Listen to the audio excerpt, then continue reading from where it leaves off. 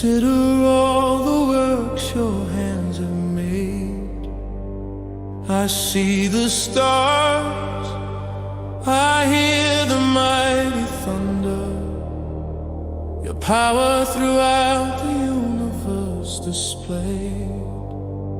Because you came, my life can now have meaning. In you I find my true identity.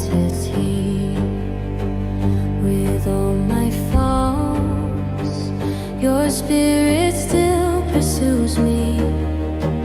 How can I doubt when you've been there for me? But now I know your heart is set on me. Amazing love, amazing love. And through it all, you keep pursuing me. Amazing love, amazing love. Amazing, amazing, amazing love.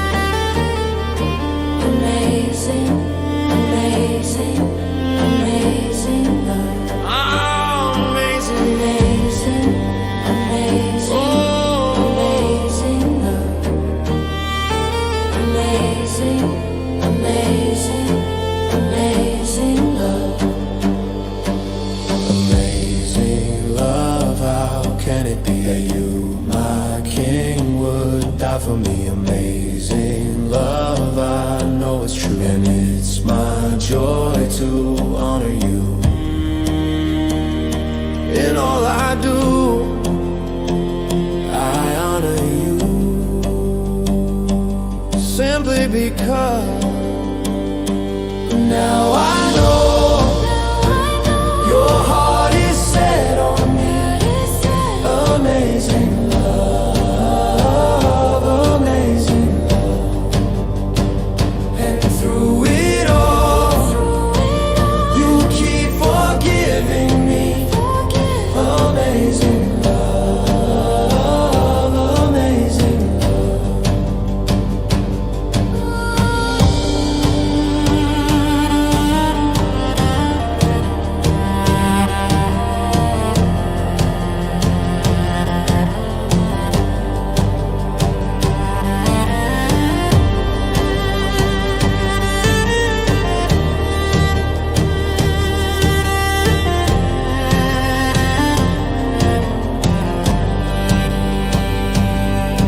Amazing, amazing, amazing love. Amazing, amazing, amazing love. What's up, everybody? Welcome back after a long weekend. Well, it wasn't really long. We had our Zoom yesterday, so I guess we're doing okay. It's been a minute since we've done a journey series, and we have a revamping of it, but not a redoing. Just bringing it back to the forefront. I was contacted this weekend by a young man by the name of Derrick, and he wanted to start getting himself familiar with people on the interwebs, possibly starting his own venture out there to share not just his story, but his walk, all that stuff. And we kind of decided that the journey would possibly be the best location for it, because since we always try to get people to share their story here, and some are reluctant, he is not reluctant. That's a good part. He is not a reluctant individual. And so what we're going to do is in case you're not familiar with how the journey went, I'll try and get you back up to speed, folks. He's going to get here to share his story, and then we'll have a discussion about all the things that was said. If there's one to be had, there more than likely will. So with that being said, please welcome to the program, Mr. Derrick Madison. Hello, sir. Muted again. Hold on. Let me unmute there. There we go. Hello, There we hello, go. hello. Thank you And for having me. now all of a sudden you're fuzzy too. All the sound was working fine backstage. Now it's all fuzzy. I don't know what to tell you. Am I all right? Let's see. What can I do to fix that? Let's do the leave and come back again. Okay. That might fix it. I hope it does. Let's try this again. Backstage was working just fine. Just fine. No problems. Which means, which means, can you all tell me what that means? Anybody? Can you tell me what that usually means? Anybody tell me what that normally means? Y'all can tell me in the chat what it means. Let's try again. Can you hear me? There we go. Okay. All right. All right. All Chang right. chang.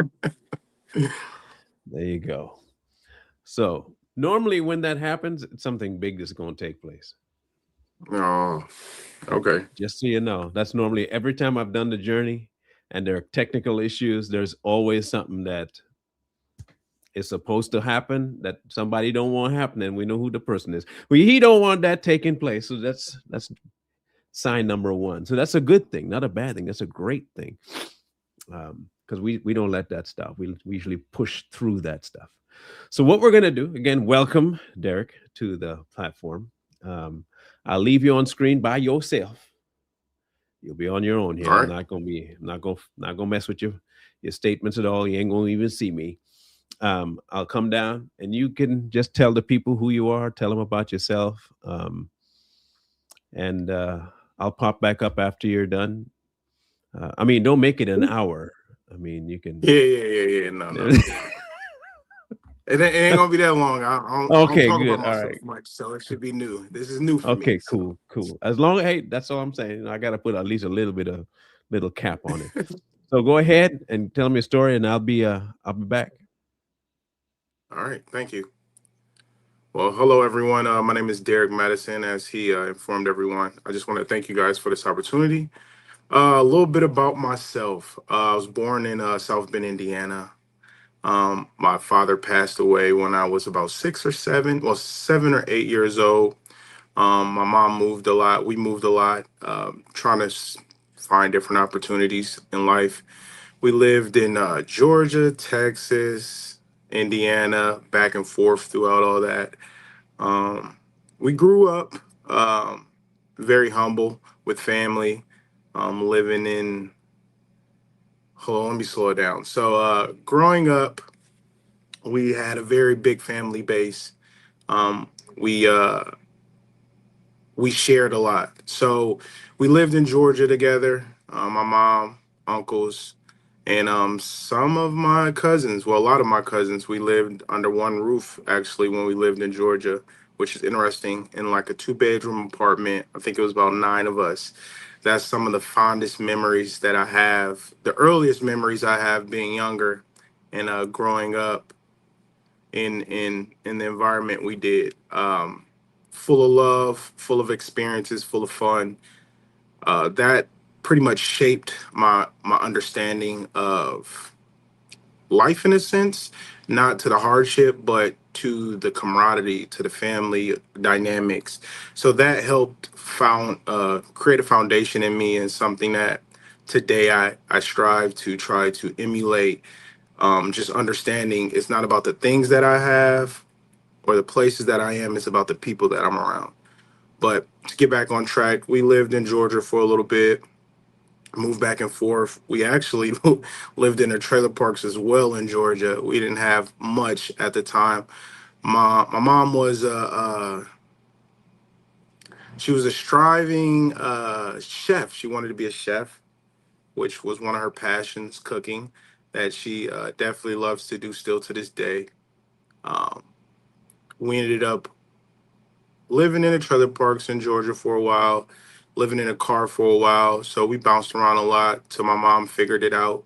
She's always been a person to never stay down, so that's something that was able to, I guess, be etched into who I am, me and my sister. It was three of us until my mom got remarried to a man in the military, which ended up making me a military brat for a while. We lived, as I said, in Texas, in Killeen, Texas, on the base.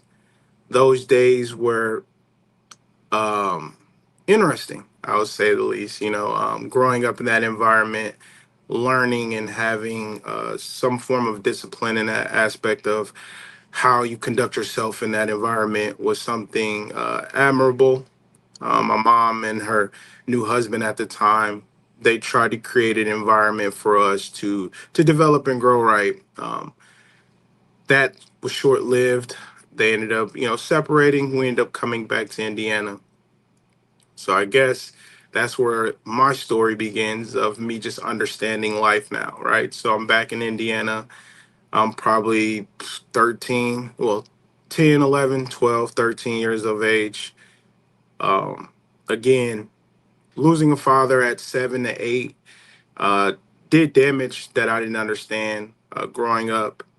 Uh, my mom tried to create an environment of stability, but as a young man, understanding what has happened, losing a parent, that created a rift in me. As I think back now, it created a lot of emotional turmoil in my life, and it kind of left me to be a little lost growing up, being a young man, trying to find purpose, trying to find guidance, trying to find home, trying to find a family. Even though I have family, it's interesting that when you lose people close to you, it kind of takes a part with you. It takes a part with you when you lose someone. So you're always, well, I have seen myself look to fill that void. And so throughout my life, I kind of just was lost, just trying to find purpose, trying to find friends, led me to not be a troublemaker, but be to feel misunderstood, to not be seen, not be heard, and that caused a lot of issues. Very smart kid, I was told, and I feel, and I understand now, but at the time I couldn't see it. At the time, all I could do was feel pain, feel confusion, feel loss, and so that literally sparked a roller coaster of experiences in my life. 14 years of age, just trying to fit in, hanging out with the wrong people. But my mom was a fighter for me. My grandmother was a prayer for me. My mom was a prayer for me. They prayed for me all the time, every day, all the time. So it was something that I would say, looking back, God always had his hands on me, because even though I was out trying to find my own, he has always been there. I've always been in a situation where there were some people in my life that had me in church, no matter where it was. I was always in and around the Lord. Even um, Man, as far as I could think about it, there was the times where we didn't have money or anything. So during the summers, we go to the park lunches and things of that nature. There was this organization in South Bend that we would go to. It was called Heroes Camp. We would go there, play basketball, get the free snacks. But the one thing that the owner, Pat, he actually knew my father as well, but Pat would take all the young men that would come up to showed up to play basketball, and we'll read scripture. We will read scripture, show videos. It just showed this strong community of like men of all backgrounds coming together, instilling the Lord. And it's funny because I speak about that so much now, because I feel like I didn't speak about it enough during the journey of my youth. So I'm glad that he had his hands on me. But that didn't stop me from making decisions or being in environments where I pay for the decisions of those around me. So there's a couple times where, my life could have been different on a lot of ends, being in the streets, hanging out with people, as most would say, gang banging, hanging out with those, just trying to hang out and connect with people like minded. So you're trying to find a brotherhood when you're lost as a young man and you don't have proper guidance. My mom did everything that she could to do right by me, but again, it's the the absence of a male presence in my life and other men like me at the time, and still to this day that I encounter, it's very detrimental. So it was one of those things where I ended up going to juvie, just for a little bit, but it was long enough. It was long enough to show me that that's not where I wanted to be. But it still probably didn't affect me enough to jar me 100% to get on track. But it did wake me up to understand like some of my decisions were leading me down the wrong path. So that happened when I was like 16, 17. I decided to try to get myself straight, but I didn't have any purpose. I had no drive, I had no mission. I didn't even understand the gifts that I was given. You know, I just wanted to feel. I just wanted to feel needed. You know, seen, heard. So going on this journey of self-realization at that time, just trying to find purpose, I kind of wanted to start a family. I remember I was like 18 and 19. I was telling my mom, I was like, yeah, like, I think what will help me have more drive is like start a family. Like, I was dating someone at the time. And I remember my mom telling me, like, don't ever say nothing dumb like that again to me. And so I didn't understand. But in my mind at the time, that's what made sense, right? Like, I didn't have any drive, had any purpose.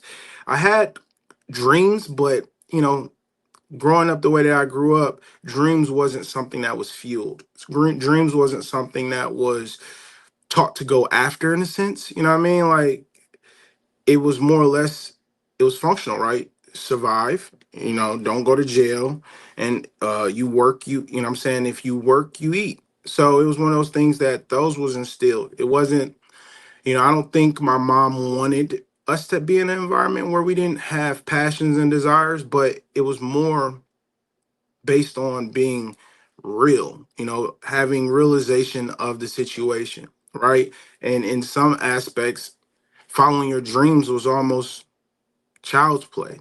So, granted, she didn't want me in prison. She didn't want me in jail. She didn't want me in the ground. So, she did what she could, and I appreciate her for that.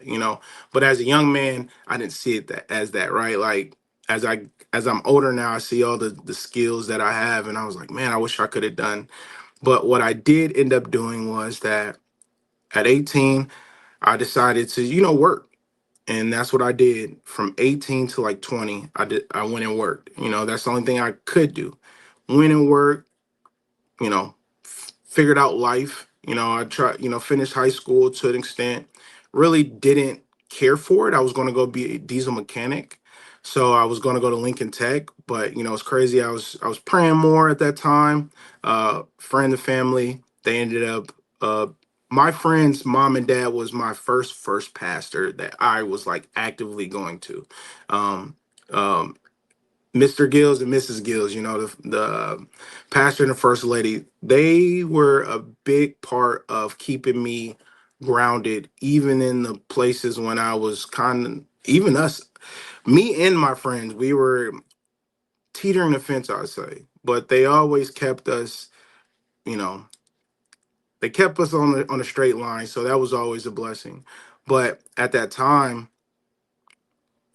just working, but I was praying on trying to figure things out. And at that time, I decided not to go to Lincoln Tech, and I just decided to work. So around 20, I ended up getting a job being a steel welder, just welding to steel, being a service operator, something, that paid the bills, paid good actually at the time. I was 20 years old. Most of my friends were in college. Everybody's moving forward. I'm working second shift, mandatory overtime.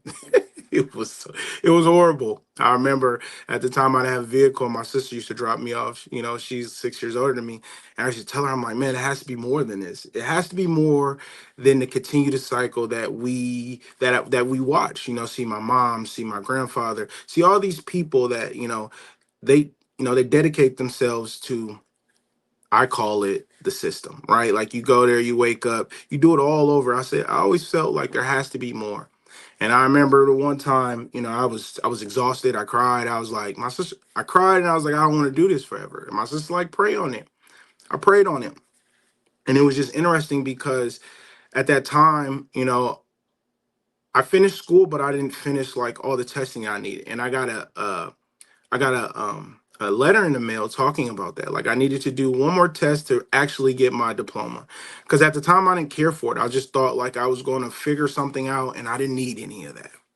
And so what ended up happening is I got the letter, I read it, and I was like, oh man, okay, whatever, we'll figure it out. And so that time that I prayed on it, I ended up getting a car and I paid like $300 for this Dodge Intrepid. My first car that I paid for. I was like, oh man. So I'm driving to work and I prayed on it, and literally they ended up putting me on first shift to train, and everything was smooth. And literally like later that week, like I didn't feel well. And so I ended up like, I don't know if I was sick or whatever, but I couldn't do my work. So previous to that moment in the past, I had a friend. I've always chosen family and friends over work. So a friend of mine lost his mom, and working in the factory, you on a point system, and so I ended up asking for some time off for that. For the opportunity to be there for my friend, like that's family, and they told me no. But I took the day off anyway, to be there and support. But that put me on the threshold of having too many points. Anyway, so the moment that led up to me not feeling well, like I go to my supervisor and was like, "Hey man, I'm not feeling well. Can I take some time off? Or can I leave?" And he told me, "No, if I leave, then I'm fired." And so I tried to toughen it out, just make it to my first break. And I made it to my first break. So I went outside just to get some fresh air on first shift. I sat on the bench and I fell asleep, like passed out. 5 minutes, like 5 minutes over my break, I wake up and like I see my supervisor looking at me and he's like, "Yo, Derrick, like, come on." And so I go in there and he was like, "Man, you fell asleep on the clock. We got to walk you out." And it's funny because most people would be devastated, like arguing, fighting. And I just felt at peace. So I walked out. They walked me out actually, went to my locker, got my stuff set in the car. And I went in and looked at that letter that was sent to me telling me that I needed to take a test. So I reach out and I call that same morning and the lady answers and she was like, "Hey." And I was like, "Hey, I'm looking, well, I'm calling, check up on this and I need to take this test." And I was just trying to figure out when can I schedule. She was like, "Well, the last the last day to do this is today. And we have one spot open. Do you want it?" I haven't I haven't done any schoolwork for years at this point, and I'm like, "Yeah, I'll take it." You know, Obviously, I didn't know what I was doing, but I ended up going there and I passed the test. And at that point, I told myself that I was going to allow the Lord to guide me. And what had happened was after that moment, I didn't work at a job for 2 years. A year and a half. I volunteered at a high school to coach because I had a little brother that was playing basketball and I wanted to be there for him. And then while I was there, I had cousins that played football at the school. So I wanted to be around and mentor them and learn more. And I was around great men, that coached at Washington High School, Jay Johnson, Garland, Hudson, all these people, they were great men at this environment. And they were black men that were able to show me, right, structure, show me camaraderie, show me family, and just be show me selflessness in their craft and passion. And so being in that environment, it motivated me a lot. And I got to see a lot of kids that left there and went to go play sports at like Bowling Green in Indiana, and I befriended some of these people, Terrence Bush and Justin Nowak and some of these kids that I really used to train with, and these guys in college. And so I'm working out with these guys, and everybody thinking I went to college at the time because I was 21. So everybody asked me where I went. I was like, I didn't go anywhere. So at that moment, like these men and Griff, one of the cornerback coaches, kept saying like, "Yo, you need to go to college." And I didn't think that I could go to college. Throughout school, I felt like I was remedial because I had ADHD. So, most people kept labeling me as, not being able to perform. So the whole time I didn't think that I could go to college, but I started believing being in an environment. And I ended up training and working out and working out. And it's funny because throughout that journey, at 21, I wasn't drinking. I wasn't doing, I literally purged and pruned myself of doing things of the world, and I didn't have money at the time. I didn't have any of these things, and I had everybody telling me that I'm crazy for walking this journey because I understood that the Lord put me in a position to know. And as I walked that journey, everything was going against me at the time. My family was doubting me, telling me I needed to go work. People were telling me that I was crazy, thinking about going to IU and or playing football at a D1 school, and I needed to like lower my dreams and expectations because what if it doesn't happen? And it's just funny because for the year and a half and 2 years, that's what I heard. But in my heart, in my mind, and there was times where the Lord kept putting random people in my life that I did not know that kept telling me about this journey that they see me walking. And they kept saying, just keep doing it. And that was enough of hearing him on my journey to keep the path. You know what I'm saying? And it was just funny because I remember the time where I had to figure it out, and I was like, all right, this is the time. So I, submitted my entry. I took like my entry courses at Ivy Tech, and I wrote an entry letter to IU. And it was funny because everybody's like, what happens if you don't? I was like, there's no plan B. And, at that time, I probably was the most stressed I have ever been. I submitted this, accept like wanting to go there letter and like did all these things. And not only that, football tryouts were coming up because I was going to walk on. And I've never played football. I learned how to play football helping coaching at this high school. So these are things I've never done. Never thought I would go to college. Never played organized sports at a school. But was something that I knew that I was supposed to do. And it was just funny because when I got accepted, it still wasn't sweet. I got accepted, then I had to figure out about orientation. And then I had to figure out about, going to school, like paying for tuition and all these other things. I had the ability to do that. And he allowed me to actually figure all that out in a matter of a month. I was able to get to orientation. I was able to find housing. I was able to like get funding to, pay for schooling. And throughout that journey, it taught me to believe in him. But it was honestly interesting after I left my foundation, my rock, and my pillar, and I got to the place that I prayed for. That taught me that having people around you that are like-minded and that y'all could pray together and keep structure is so important, because once I left to college, everything that I worked on, that environment that I was in that told me I couldn't do, that's what kept me aligned and focused on his word. But when I got to college, I can honestly say that I lost that because I got into an environment where I had to fight no more. My whole life I fought. So I was in an environment of comfort for the first time in my life at 22 years old, 23 years old, a freshman at University of IU. And the moment wasn't too big, but the ability for me to relax was so peaceful that, I lost the understanding, not from school because I thrive, right? I went there, I maintained a 3.0, right? While pursuing sports, you know. So when I first went there, I wanted to walk on for the team. I got told no twice, and I was asking why. And the dude was like, "We just don't want you." It was crazy, right? And I'm like, "What do you mean you don't want me? Your team is terrible at the time in 2013, 2014. It was terrible." So I'm like, "What you mean no? Like, I just want to walk on. Like, I'm not asking for anything." And so that guy was like the gatekeeper for me. I ended up playing rugby for a year and a half, met some great brothers that still to this day I call family. And they showed me a different level of work ethic. They showed me a different level of selflessness as well, and grind, and what it takes to actually, work out and excel in a D1 environment, because rugby was a varsity club sport, and we played other schools like Davenport, Life, all these schools that had scholarship money behind them, and all these young men waking up every day by choice, and they're paying to play. That put, all these environments put me in a different mindset to see people dedicated to something that they're not getting nothing in return besides gratification, and understanding that their hard work paid off. And so that helped me drive, and when I had the opportunity to play sports and actually walk onto the team, I still had more challenges ahead of me. But, college taught me business. It taught me that just because you're in a situation that you think is high and it has status, you can always bring your value and standards within that environment, regardless if,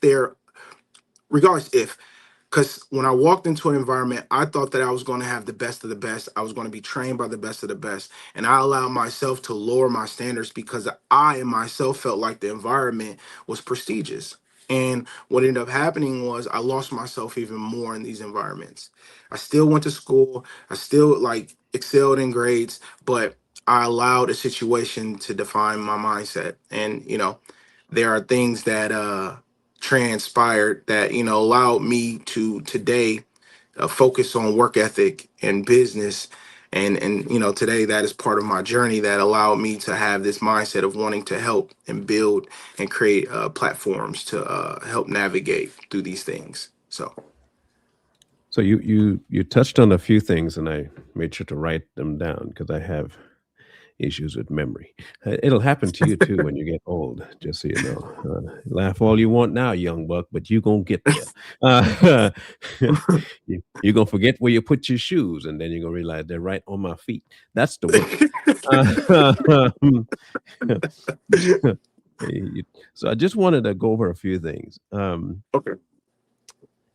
Because whether you believe it or know it or not, you and I have a very similar background in one very pivotal place here, and that's the age at which we lost our father. I lost mine at 7, um, and I had the same identity crisis as you did, where you were in this space of um, losing your identity of where you wanted to go. Anger was more. You had this gray area of life, and I wanted to try and get into that just a little bit. Mhm. Um, how did you make the jump between getting past that loss and still trying to embrace the closeness that your family seemed to have in the aftermath before your stepfather showed up? Oh man, that is a great question. To be honest, I don't. It would. So I always have this saying: you have to have some insanity to have sanity. And the Hmm. reason why I say that is because growing up without it put me in a position where I had to understand and imagine the possibilities. So not having my father and also not having an environment where I had everything, it put me in a place where I was able to compartmentalize things. And so I think that's where it was that helped me. The ability, my mom ability to show me love and show me how to love. So I think, don't get me wrong, me losing my father was a wreck. And I don't think I ever got over it. No matter what man that came in my life, I literally called my grandfather by his name until like his passing. Because I don't, it's interesting because I think that I dissociated men after I lost my father. So it was almost like no man could take his place. And so I appreciated the men that came in my life for who they are and where they were. So there wasn't no like replacement in me and in my environment. It was just the appreciation of a man's figure, like his demeanor and my ability Hmm. to see them for who they are was something that I had at a young age as well. So it was more or less the appreciation of having the male figure because I had uncles and I had cousins. So it was almost like I appreciated the presence and I didn't need them to fill the role of my father, if that makes Hmm. sense. Did you and your father have a good relationship before he passed? We had a relationship. I mean, it wasn't bad. It was one of those things where, my dad was a product of the 80s and 90s. I have, I'm the second oldest of like 5 siblings and separate people, so like my Hmm. mom wanted my dad, but he had other kids and other people. And so he had a relationship. The one thing that he did do was make sure that he was present, but he wasn't one for, from what I can understand, he was living in the streets, surviving as well. And so you could, but he wasn't violent, he wasn't angry, he was a giving person. So what I do remember him for was the times where we did have our times together, and when I was around him it was never angry or aggression, it was always love. And even in environments he took me around, the respect that people gave him, and still to this day that people, when they find out who my father is, the respect that they give me because of the legacy and the energy that he left on the people, what I mean, it speaks volume, and it showed me why I am how I am today. Okay. So, what was the relationship like with your stepfather before that fell apart? um, he was a kind man. He was in the tech. right? So I guess if that helped fuel the nerdy side in me still to this day. You know, I grew up wanting to be an engineer. He was in the Air Force, and he dealt with, you know, cybersecurity. And so the things that I remember of him always showing me like games and computer systems and stuff like that. But you know, for the most part, it was what you would think. It was my mom and him, whatever dynamics they had, I didn't know until I figured it out till I was older, you know. So it was a healthy one, you know. It was he was just he is something that a stepdad could be, right? Just he was present, he was active, you know. There was no malice in between our dynamics, you know. It- the only thing that I can say was living on the base and being poor, not broke, poor was something that stuck out. And as I got older, I figured out why. But that dynamic kind of played a part into there was no malice towards him, even when the separation, my mom and him was still good friends. But yeah, for the most part, he was Scott.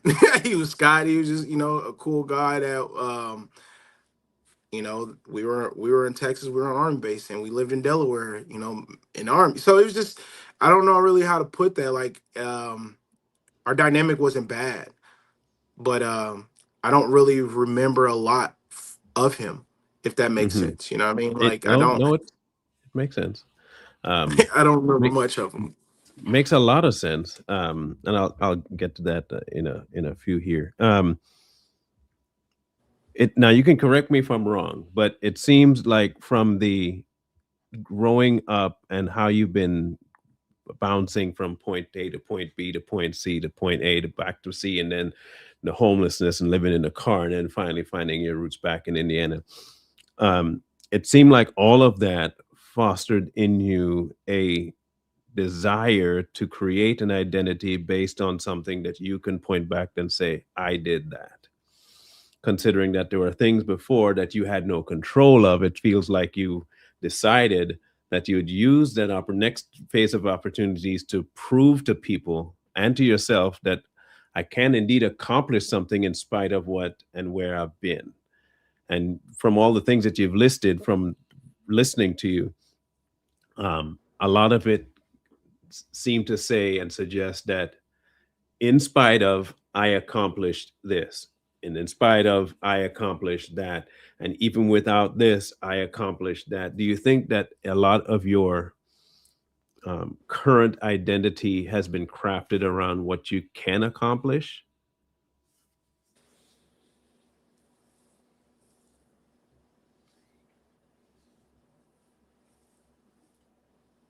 That's a great question. To speak on part of it, I do know that part of what I drive for is what I didn't have. So, you know, the fact of not Hmm. having a family motivated me to want to build a family. Yeah. Hmm. Um the fact I think what helped cultivate the identity that I have now, cuz I'm going to be honest, there is 50% of me that could be a nomad. I Hmm. am not driven by the gratification of people accepting me, but I am driven by the appreciation of when I do Hmm. for others, right? So like if I take my time out to do for others, which I don't outreach to do, I do take it offensive if it's not valued. So I don't know how to I probably haven't reflected on that type of moment right now. But I do know that I have been, matter of fact, I developed an attachment relationship style. So it took a lot for people to come in my life, but when you come in my life, like it's one of those things where you're there. And so I had to learn how to be protective of my energy, because before, if you came into my life, like I'm fighting for you no matter what, you know. Hmm. And that was a dangerous thing that I had. So I I can say that yes, I part of me did do things in spite of not having, and wanting to gain because I didn't have much. So yeah, part of me was driven before I was able to like follow the Lord, because a lot of it was like I would never be a again, I would never have or be without, because of, what I mean? Like, so part of my identity before I found myself, yeah, 100%, like, I'm not gonna ever have less than this in my pocket, or, what I mean? Like, very materialistic. So yeah, for a long period of time in my life, as I think about it now, yeah, it was very driven on, I'm gonna have this, I gotta dress up nice, or I gotta do all these things. So yeah, I was very, very worldly driven, growing up without. And that happens when you lose stuff. I mean, the father, the homes, the stepfather, the opportunities. And like you, I played football, but I played football way later than I physically should have.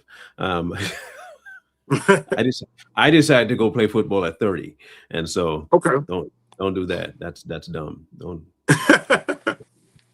because you play with guys that used to be in the NFL or almost made it there, and then they come back to adult league football. And you never played it. Mm, Don't. no. That's how you No, die. no. How you die. I almost did because I got hit so hard. But um, you said that you were like this, and when you found the Lord, that a lot of it changed. Do you ever find yourself in a position where you feel like you might lose the Lord? No. I've been in a lot of pits. I lost my grandmother a few years back, and that's probably the darkest I've ever been in my life. Just to speak on that a little bit more, like, so I have friends growing up. One of them, it was close friend of friends, and he ended up taking his own life. And I've had people talk about it, and so for the longest I used to be like how, like how can you get to this point? Like, I tell people, like, I didn't tell people, but I felt, I'm like, yo, like, I know what it's like to have nothing, like boiling water to take baths, like mom feeding us candy because we ain't have food, like, like kerosene heaters because, what I mean, candles. So like I I associated like lack in that form of like emotional like depletion. Hmm. I engaged that for the first time when seeing my grandmother wither away.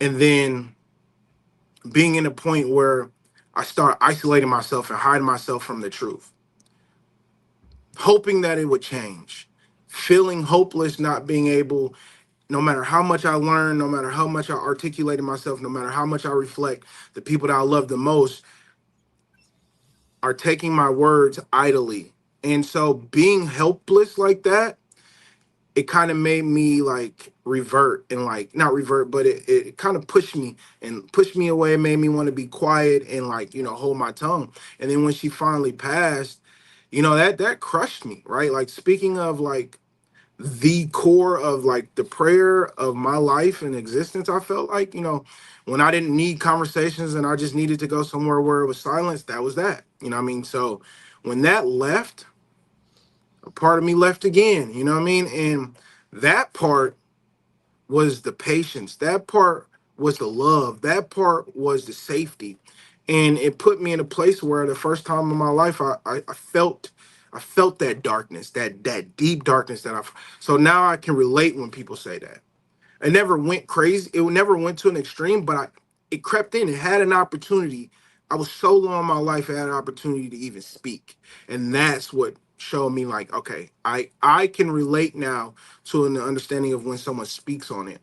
Because me myself, that feel like pride, I don't even like using pride, but I really hold a standard to be able to conduct myself in a position where I don't lose myself because of where I've been through. And to actually be at a position where I literally felt that, it woke me up, and it opened up another part of me to dive in and experience and like learn and reflect on.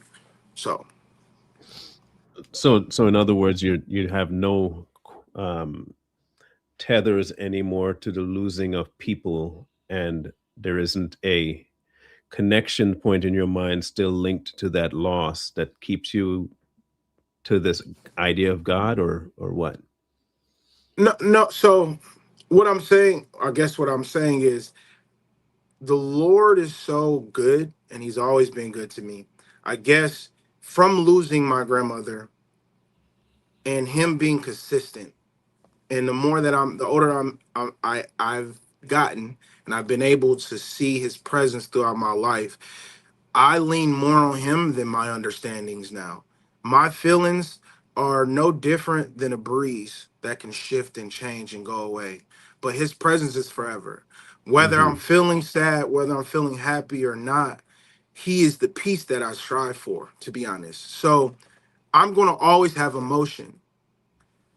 There's no I'm an empath, so I feel the pain of the world. I feel the pain of the people around me. That has been my burden since I was a child. I guess I wouldn't say I'm desensitized, but I'm I'm educated, and I'm positioned in a position where I'm not saying that I can't lose myself, but I just know where I can turn and lean on is Hmm. what I guess I'm trying to like emulate and express. So in your going forward from here on to your next venture of business, or um, Mhm. sharing your story with people and trying to get the next person to somehow attain this level of reality versus what's fake in the world. Um, do you think that in your world there is a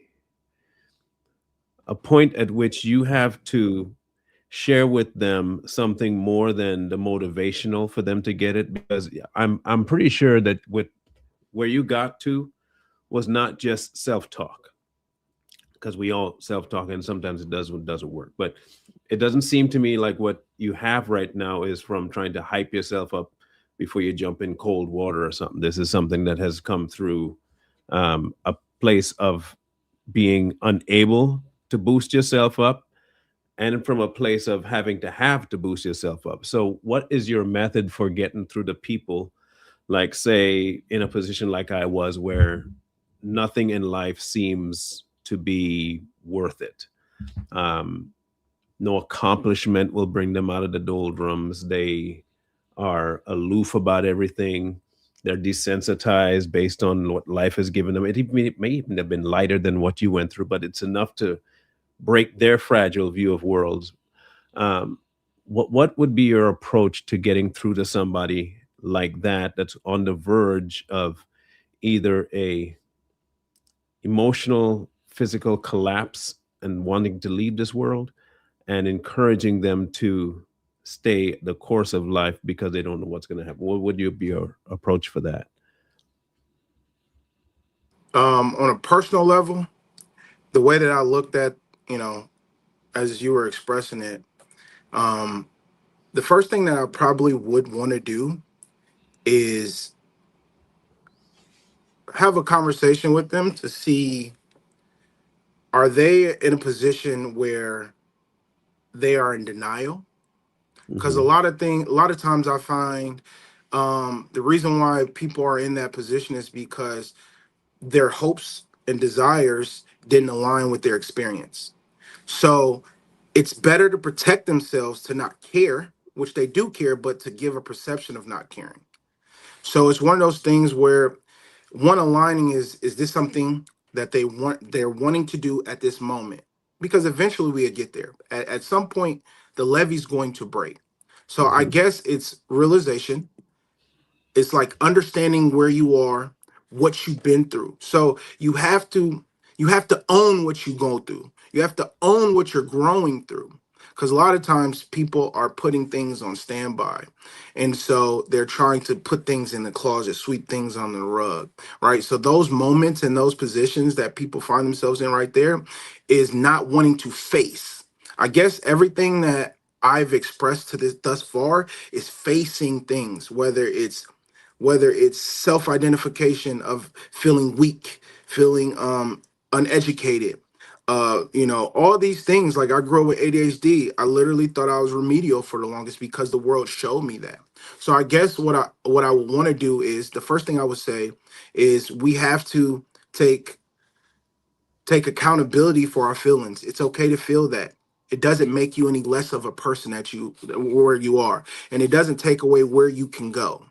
So identifying what you going through, what is putting you there mentally, what is keeping you there physically, and then we have to tie in what is your purpose, what drives you, what drove you at one point in time, what knocked that down. So now I do reverse engineering and try to tie in those things, and it's more of an emotional thing because most people will have to go and correlate because a lot of people try to hide that little child that been hurt, that little child that been shushed their whole life. You know what I'm saying? A lot of times people are hurt from their childhood and not really their adulthood. It's the child that doesn't feel safe in you. So going back to that point of seeing if a person is at the position to reflect on that moment. And once you start doing that, the joy can start coming into someone's life, and maybe what they want will always shift. So what they want is something that I wouldn't focus on at the time. Is trying to heal the child or understand at what point in life were they injured, right? Emotionally, mentally, physically. And then Mhm. I will focus on that. And then I know the rest will follow after that because the excitement follows after you feel protected and safe. I can tell you that for me, having gone through what I went through and being a three-time survivor of the suicide attempt things, um, I fluctuated between the self-loathing and self-hyping. Maybe if I accomplish something, I might be better off. Um, I even did the whole, like you said, I'll have a family. That'll do it. I'll have a daughter. I'll have a child, and that will fix everything. Didn't fix anything. In fact, it made it a little bit worse. Um, because I wasn't willing to admit to one very important thing is that I was not running from dealing with my experiences. I was running from dealing with God. Um, Mm, I had told myself that God was the provider and all. I heard all this stuff that they say about God, but that's just what I heard. I didn't have any experience with God to say that's true. Um, I could possibly look back at the time and say, well, God was probably involved in that, or, but for the most part, I was blaming this person called God because if it hadn't been for him, if he allows stuff, then all this stuff is his doing anyway. So if the one person I should be upset with is probably him, and so that's where I aimed my anger was to him. yeah. And the latter part of my life was me getting to this place where I was because my father and I had we were homies. That the Hmm. afternoon, him coming home from work was like the highlight of my day. And so me losing him, unlike yours, where it was there, but not like to the extent of I remember all these grandiose memories. Um, Mine hit me like a freight train, and I was pissed for a long, I mean, 30 plus years. I was mad at God, really just livid at God. And so no amount of accomplishments was fixing anything for me. Um, Yeah. but the one thing that he did remind me of is that you can hate me all you want, but it doesn't change anything. Okay, so dad's still gone, and you're still here. So be mad all you want, but this is it now. You're still gonna have to deal with life, whether you like it or not. And so, Story of Job. yeah, and so for a long time, I had this idea that I would never, ever, ever turn to God. I'm just not. He's not worth my time. This is who he is. Until I realized that no matter how much I accomplished, like what you said, it wasn't fulfilling. It just wasn't doing anything. Like I'd do it, and now what? So I'm at this point now. I'm making some money, and there's nothing more to it than that. Do you have a separation point of accomplishment? Say, like tomorrow, you were to get right back into the place you were as a kid. You're homeless. Mhm. Your girl leaves you. Your dog dies. Your cat dies. The house burns down. Your car don't work. Your shoes have no soles, and you lost your lacing, and you got no toothbrush. That happens tomorrow. Um, and that's how you will exit this world. You know for a fact there is no more accomplishments coming down the road to recover and say, I made it back. If that was your lot tomorrow, what would be your viewpoint of God at that point, do you think?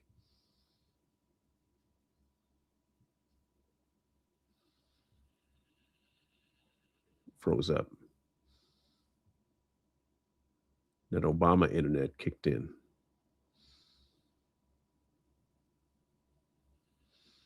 We'll see if he comes back in. He's probably talking too, thinking it's going. Yeah, it booted him out. It booted him out. We'll hold on to the question. We'll hold on to the question. I think it's a vital question. We'll see if he comes back in here, or when he does. I know he'll come back.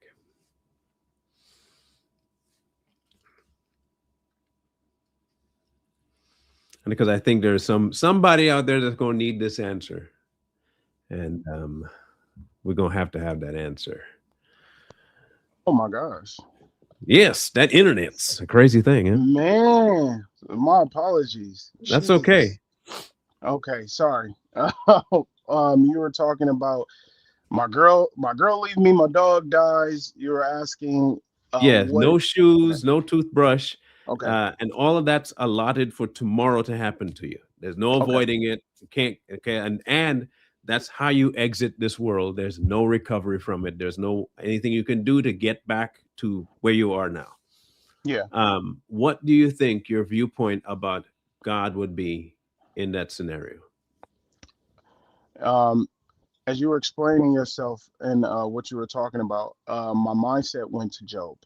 Mm-hmm. And not only that, earlier this morning, I wake up and I listen to sermons, and I just try to stay immersed in the Lord before I go to before I start the day and when I'm closing the day out. And the one thing that I was listening to today was a sermon that. The reason why I'm saying this because this is the foundation that I'm going to keep implementing, which I already felt, but this gave it form.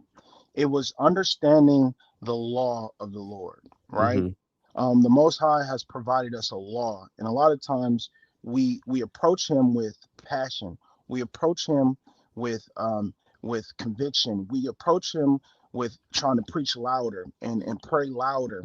And the point is, He gave us instructions, and we are when we are brought into the Lord and we are developing our relationship with Him, because a lot of people, we have borrowed relationships, right? You can go to the church and you can see how they're praying and you feel convicted the same way that you'll go to a concert and you'll feel everybody moved by the energy.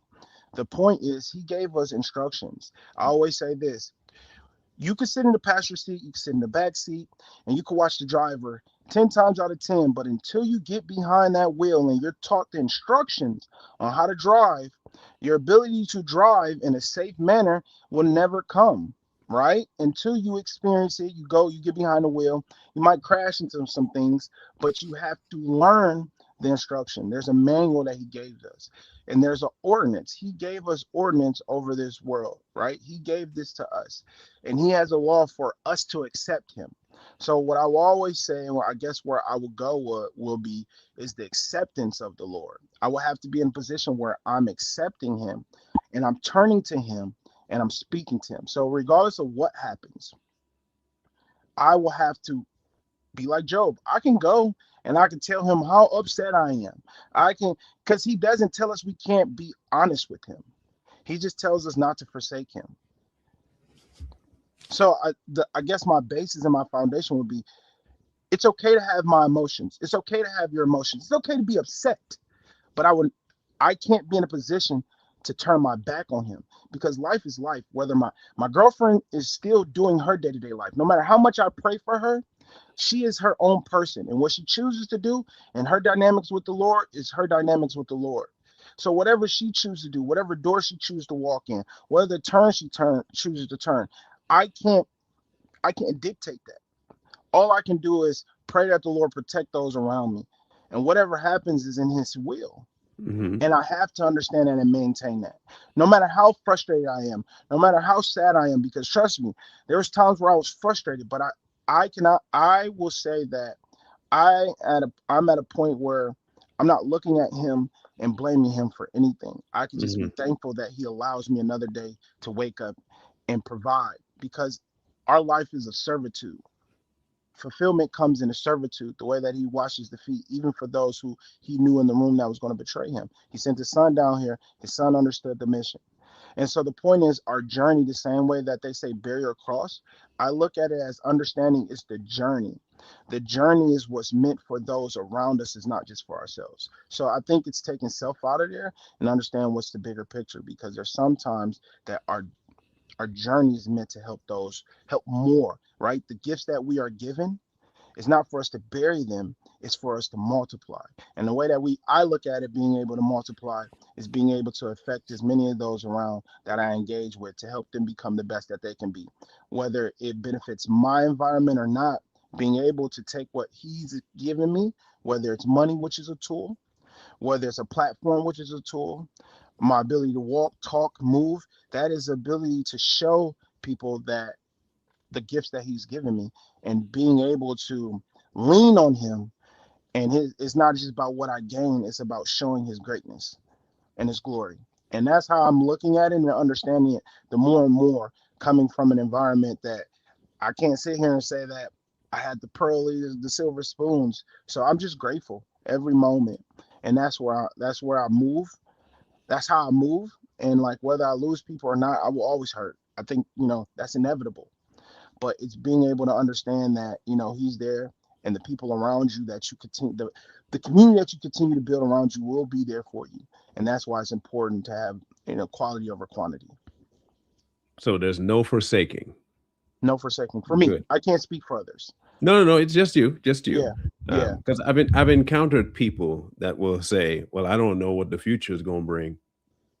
If you can say that you don't know what the future is going to bring, that might or may not cause you to walk away.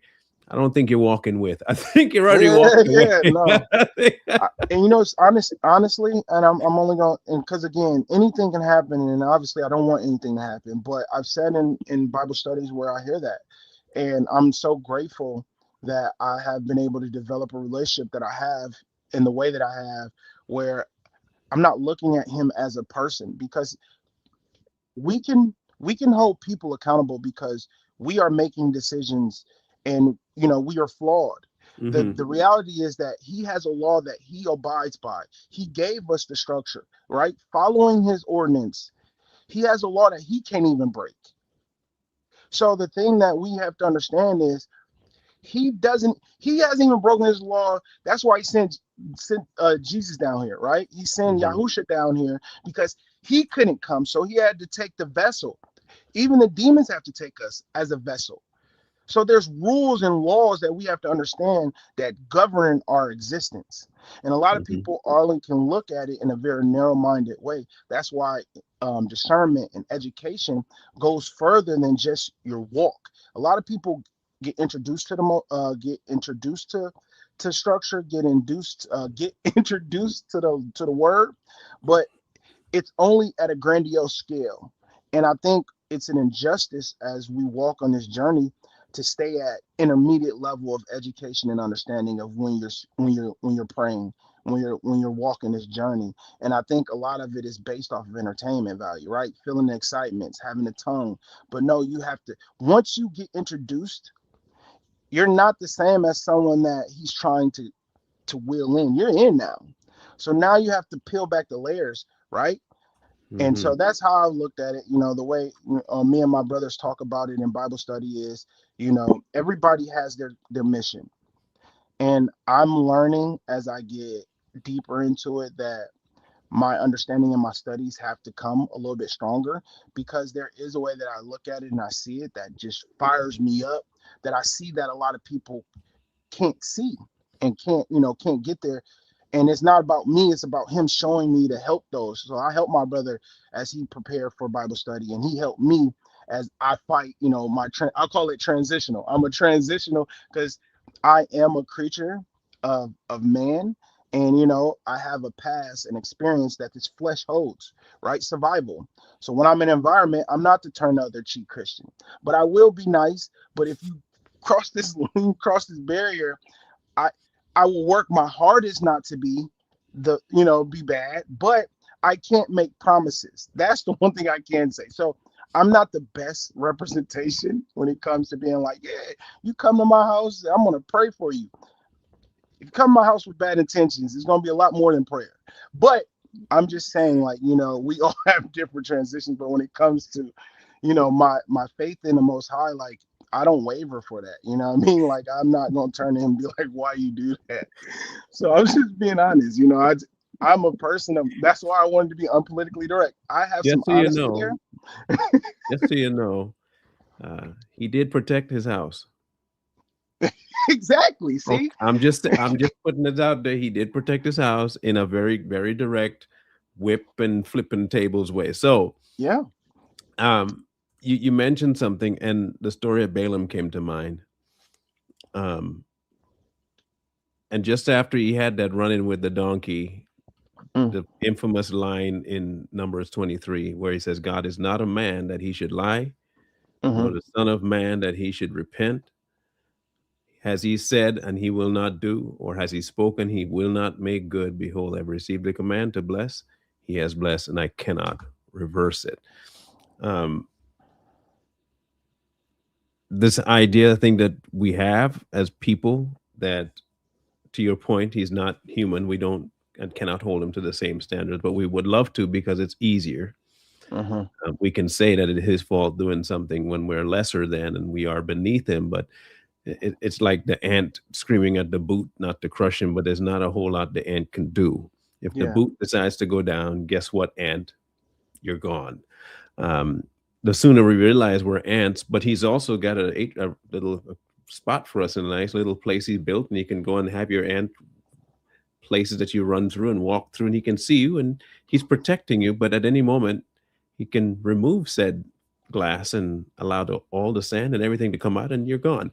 Um, your viewpoint about him is um, admirable, because there are many people that don't get to this space of accepting God as God and man as man. They either want to swap out as God being man and man being God in Mhm, order to make themselves be the main character. Um, mm, and I think in your efforts to help other people, um, with that being your emphasis, it will help a lot more for them, because they will get them out the way and get him as the arbiter of things. And however things go, at least who to attribute both good and ill to, because whatever he's taking you through, it's by his decree, and he's already figured out the end from the beginning. Um, I want to tell you that this effort that you're going to be on, though, is going to be one that, and I have to issue this warning to you because it is essential. Um, there will be those who will indeed, um, it's more than disagree, but will come at you with this mindset that God is not who he says he is. mhm, Um, and making him, regardless of whether it's in business or in fitness or whatever field you go into, and I know you want to stay neutral, but he has to be the compass, and it sounds like he is. There are going to be times where people are going to test that compass, mhm, and keeping that compass as the main guide that you have, him, that being him, is going to be pivotal. Stepping out, it's different than interacting with people, like, on one-on-one basis in person. The internet's a crazier location. I think if you ever want to experience spirits, it's it's the internet. And I'm I've been telling in you the now, comment section. I'm like, it's you're interesting. gonna it's It's gonna it's interesting. gonna be different, because it affects you when it's directed at you. Yeah. Um, and it does take a good connection to God, a true bonding with him, to get past all the crazy that's out there, the enemy coming at you consistently. And they'll bring your past up too. They'll bring up everything that you've ever done. um, and since you know Corey a little bit, he said something to me one time. He said they will have to have a book to write the stuff about my past that I will tell them that they don't know. They can come at me with the short version they have, and I Mm, will expound on it for them so they know the full story. I have no problem telling you all the bad stuff I did. You might know part, but I'll stop you and say, whoa, whoa, whoa, you missed something. Because between the ages of 8, 9, and 10, I did this. yeah, I don't want you to miss nothing. I did all that. And I did more stuff I can't even remember. I did. So embracing that, if I were you, would be the most pivotal thing because one, you might also help somebody who thinks that they're too bad. yeah, And when they realize, well, he's not even trying to hide the person that he was, because that's the pivotal word, was. That's who I was. Who I yeah. am is not ashamed of who I was, because who I was has brought me to where I I am. am. And the sooner you let go of that history, but embrace it at the same time as what it happened, the freer you'll be. No one can have anything over your head. They can't say, well, black.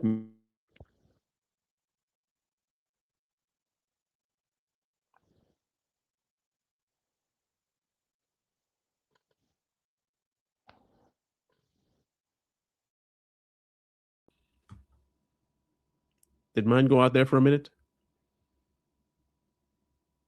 Yes, mine went out. It Yeah. looked like mine went out. Okay. I was like, all I heard was black man. He's working. The devil working right Yeah, now, he y'all. man, what? Obama He's kicked in working. again, bro. That brother is man. That brother going everywhere. He left your house, came to my house. He need to go find his own house. Go back to Martha's Vineyard, bro. We ain't nobody Yeah. want you here. Nobody Um, got time for that. yeah. So the more you get them, let them know this is my past and it's not me right now. That made me me.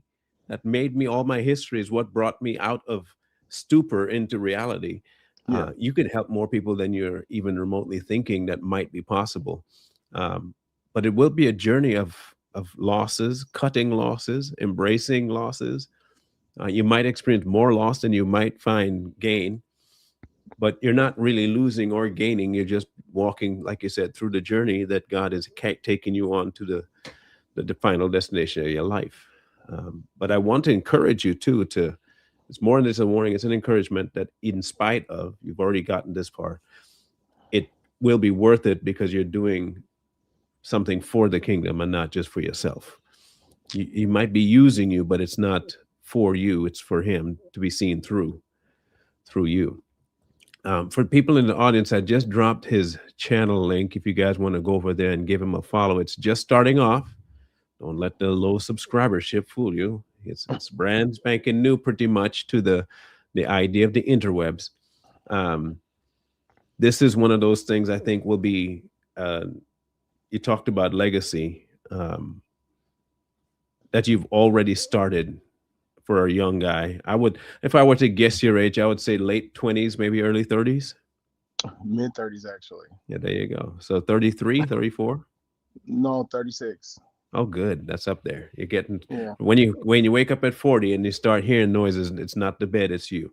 Um, just, just see. Hey, look, I'm trying to help a brother out. Okay, I uh, appreciate it. having just broken the field of that 50 bubble, Hmm. it's scary. Okay, it's a whole different. And you played football too. All the things you thought you were recovered from, they go say, "Hey, you remember me from 2010? I'm back. I'm back." Just so Oh you know, they're man. gonna come back knocking in the door saying, "Man, look, I know we forgot each other, but I missed you. Yeah. I came back to see how you're doing. Look like you're Oh, doing good. And I think you oh need me to man. not be so good. So here you go." That's scary. Yeah, I'm gonna have you give your a closing statement to the audience of people that will find you, um, and then we'll close this out. I'll stay Oh, up though for that one. okay. Well, I'm new to this. Thank you guys for this opportunity to be able to speak to you guys. And for you guys that tune in, I appreciate it. I appreciate all the support. I appreciate you for allowing me on this platform actually as well. This is new to me. I've been told for many years I needed to do this. Corey has been on my head as well. So I appreciate him as well for navigating me in a direction around good people to be able to, you know, see how it's done, be mentored in a way, in person or, in distance as well. So I just want to say thank you guys for this opportunity. Appreciate everything. You can follow me obviously on Unpolitically Direct on YouTube, and I have an Instagram as well, Unpolitically Direct as well. 1L, not two. So I definitely appreciate all the love, support, criticism, whatever it is, the interaction. So I'm excited to see what is called for me from the Lord. And that's probably been one of the biggest things that have slowed me down, was trying to take self out of it as much as possible. I'm only human, so I'm growing. Will be some hiccups, some growth. So, and I'm here for it all, and I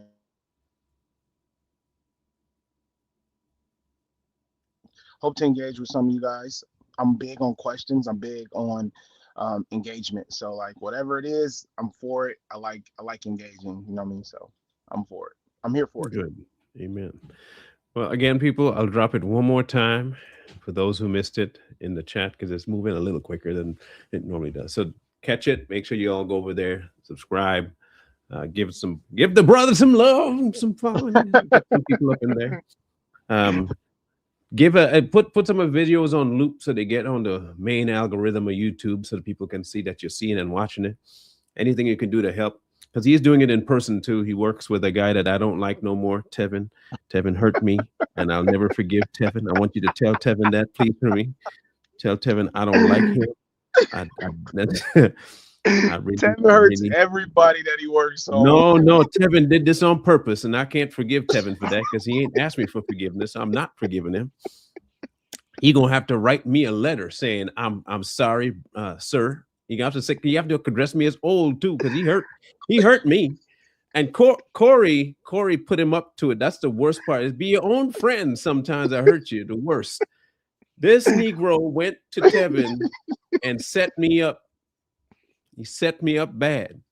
And I don't think I really forgave both of them yet for that. And I don't know if I can, man. I just God gonna have to work on me with that one. I think that one's gonna be a lifelong journey. That's the representation that Tevin has compiled it is. over his time. No matter young or old, you say Tevin name around someone that needed some work, they're running. They recorded me, man. They recorded me. That's the worst part. Is they and Corey did it laughing. Corey was in the corner. I thought we was homies at the time, but I think I still have a little bit left in the basement about some grudge about that. Every time I get up, I feel that, and I'm like, I wish I can't. I can't hit him because he's bigger than me. I can fight, but I'm not fighting somebody that look like Tevin. I'm good. He robot. I'm good. I'm not doing that. I couldn't even outrun the man. I'm it's a lose-lose. Not even in a car. It's a lose-lose. It's a lose-lose. I'll just hate him from the screen. He can't reach me here, so I'm good now. I'll hate from the outside. Hey, look, I did not ask to be recorded. Stop lying on. You see, you don't like nobody lying on you. Don't lie on me. You know full well I didn't ask for what Tevin did. I asked for a workout. I never asked for what Tevin did. What Tevin did was unconscionable. All right. Evil in some ways. And God saw it. God would tell him right away to repent. I'm telling you right now. God having that written in the book of life, and go ask him about it at the end of his life. It's gonna be the first question he asks. I'm telling you right now. Why did you do that to my son? And you better have a good answer for it. Promise you, it's gonna be bad for y'all recording me and stuff. Wilding for that. Anyway, appreciate you, brother. Thank you. I'll make sure if you ever want to come back on, feel free to hit me up, and we're gonna do this again. Maybe pick a topic or something. We can run it down the gamut. I'm with it. I love it. I cover a lot of stuff that I want to learn the game. I want to learn the game. Perfect. We could even stream it to your channel too. I'm open to all of that. We'll get you up and running. Don't worry about it. All right. Well, I appreciate it. In the meantime, in between time, folks, thank you all for being here. Again, y'all know what to do with that bottom scrolling thing. Ain't a requirement. Y'all just wanted an option. So there's your option.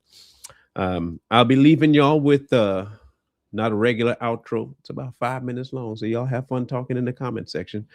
But in between time, we'll catch you guys on the flip side. Mr. Derrick, sir, you have a grand rest of your day. We could catch up. All right, people. Later.